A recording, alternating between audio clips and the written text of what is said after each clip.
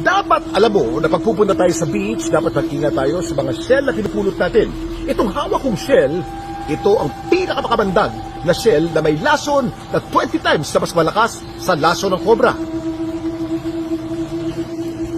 Ang tawag sa shell na to ay Conus geographus o geographic shell.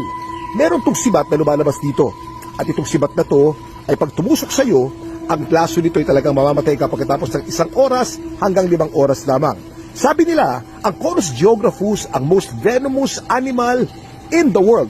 Pag nakakita tayo ng ganito, sa beach, huwag po nating dadamputin, huwag nating hawakan at hayaan lamang natin. Conus geographus. Ang tawag din ng marami dito ay cigarette shell. Dahil sabi doon sa Europa, pag ito daw ay tumusok sa iyo, pagkatapos ng isang sigarilyo, patay ka na. Ito yung nakikita sa mga Indo-Pacific region at marami po nito sa Pilipinas, kaya mag-ingat po tayo. Yan ang dapat alam mo.